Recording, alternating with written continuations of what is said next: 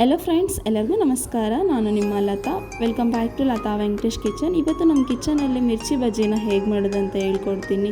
ತುಂಬ ಗರಿ ಗರಿಯಾಗಿ ಕ್ರಿಸ್ಪಿಯಾಗಿ ಸಂಜೆ ಈವ್ನಿಂಗ್ ಟೈಮ್ ಸ್ನ್ಯಾಕ್ಸಿಗಂತೂ ತುಂಬ ಚೆನ್ನಾಗಿರುತ್ತೆ. ಈಸಿಯಾಗಿ ಕೂಡ ಮಾಡ್ಕೊಬೋದು. ಹಾಗಾದರೆ ಹೇಗೆ ಮಾಡೋದಂತ ನೋಡೋಣ ಬನ್ನಿ.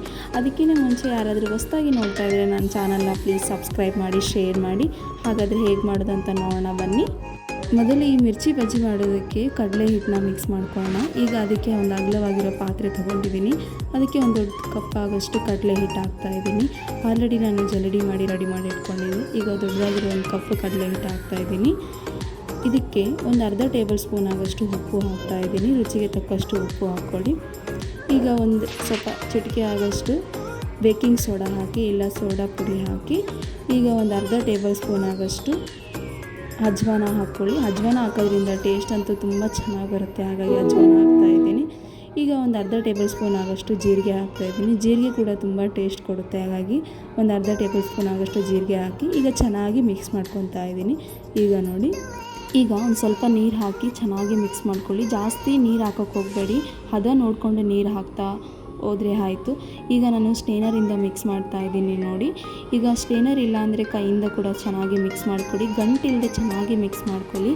ಒಂದು ಸಲ ರುಚಿ ನೋಡ್ಕೊಳ್ಳಿ ಉಪ್ಪು ಆಗಿದೆ ಇಲ್ವಾ ಅಂತ. ಈಗ ನೋಡಿ ಚೆನ್ನಾಗಿ ಮಿಕ್ಸ್ ಆಗ್ತಾ ಇದೆ. ನೋಡಿ ನಾನು ಯಾವ ಹದದಲ್ಲಿ ಮಿಕ್ಸ್ ಮಾಡಿದ್ದೀನಿ ಸೇಮ್ ಅದೇ ಹದದಲ್ಲಿ ಮಿಕ್ಸ್ ಮಾಡ್ಕೊಳ್ಳಿ.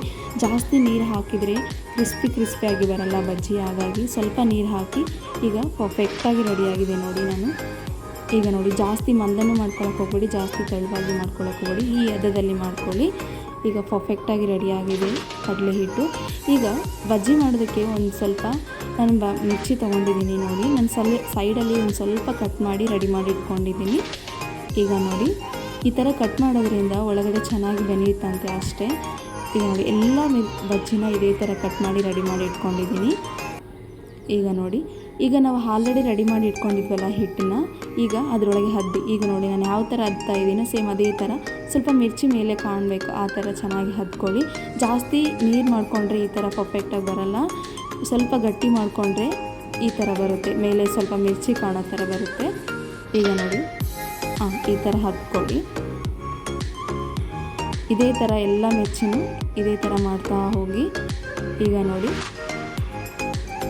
ಈಗ ಲೋ ಫ್ಲೇಮಲ್ಲಿ ಚೆನ್ನಾಗಿ ಕುದಿಸ್ಕೊಳ್ಳಿ. ನೋಡಿ ಚೆನ್ನಾಗಿ ಕಾಣ್ತಾ ಇದೆಯಲ್ಲ, ಎಷ್ಟು ಕಲರ್ಫುಲ್ಲಾಗಿ ಕಾಣ್ತಾ ಇದೆ ಅಲ್ವಾ. ಈಗ ನೋಡಿ, ಈಗ ಟರ್ನ್ ಮಾಡ್ತಾ ಹೋಗಿ. ಈಗ ಚೆನ್ನಾಗಿ ಬೆಂದಿರೋದನ್ನು ಚೆನ್ನಾಗಿ ಟರ್ನ್ ಮಾಡ್ತಾ ಹೋಗಿ. ನೋಡಿ ನಾನು ಯಾವ ಥರ ಮಾಡ್ತಾಯಿದ್ದೀನಿ ಅದೇ ಥರ. ಈಗ ಚೆನ್ನಾಗಿ ಬೆಂದಿದೆ ಒಂದು ಸೈಡು. ಈಗ ಮತ್ತೆ ಇನ್ನೊಂದು ಸೈಡ್ ಹಾಕಿ ಮತ್ತೆ ಚೆನ್ನಾಗಿ ಬೆನ್ನಿಸ್ಕೊಳ್ಳಿ.